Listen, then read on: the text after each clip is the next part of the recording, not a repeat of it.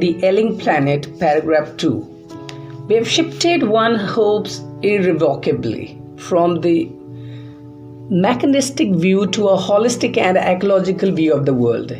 It is a shift in human perception as revolutionary as that introduced by Copernicus, who taught mankind in the 16th century that the Earth and the other planets revolve around the Sun. For the first time in human history, there is a growing worldwide consciousness that the Earth itself is a living organism, isn't it? An enormous being which we are parts. It has its own metabolic needs and vital process which needs to be respected and preserved. Okay, now let's quickly grab the difficult words. Irrevocably, it means in a way that cannot be changed or reversed. Holistic and ecological view, it means the perception or the preservation of environment. It also refers to the understanding of importance of Earth's resources for the use of a future generation.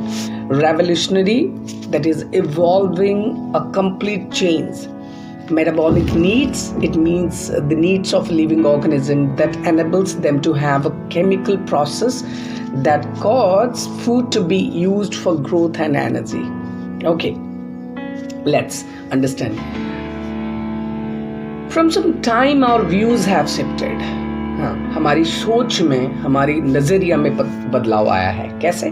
From seeing Earth, पहले हम उतना ऐसा नहीं सोचते कि क्या environment क्या है, अर्थ का तबीयत ख़राब क्या है, ये सब ऐसे नहीं सोचते थे. जब ग्रीन मूवमेंट बनी, जब वो सारी चीज़ें बना, तो लगा जैसे कि लोगों में एक चेंज आ रहा है अपने ओपिनियन में, सोच में. It's resources as irreversible to complete opposite. We now understand that our resources need to converts for future generations. हमें अभी समझ में आने लगा जितनी भी संपत्ति, जितनी भी नेचुरल रिसोर्सेस हमारे पास है, संपत्ति मतलब घर घोड़ा गाड़ी की बात नहीं कर रहा हूँ, जितनी भी नेचुरल रिसोर्सेस हमारे पास है, अब हमें उसको बचाना है. किस लिए? हमारे आने वाली पीढ़ी के लिए.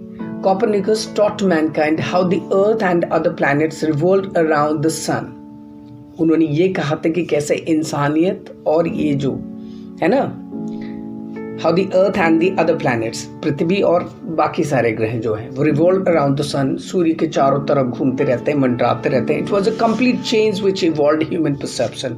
ये एक अजीब सा परिवर्तन है जो पूरी तरह से इंसानी सोच की नजरिया को परिवर्तन किया, इवॉल्व किया. Now the earth is seen as a living organism. अब हम अर्थ को एक लिविंग ऑर्गेनिज्म के तौर पर मानते हैं, उसे समझते हैं जैसे घर का एक सदस्य हो वैसा. Of which we are an integral part, और जिसका हम एक महत्वपूर्ण अंग है. ओके, अहम हिस्सा है. Each has its own metabolism and vital needs. हर एक का, जैसे कि इंसान को रहने के लिए, जीने के लिए अपनी ज़रूरियात होते हैं, उसी तरीके से पृथ्वी को सुस्त और पृथ्वी को स्ट्रेंथ और हेल्दी बनाने के लिए भी उसका अपना एक मेटाबॉलिज्म, अपना वाइटल नीड्स होती है. जैसे है ना, दैट वो इंसान को रिस्पेक्ट करनी चाहिए, उसे बचाना चाहिए. Human should respect it and preserve it.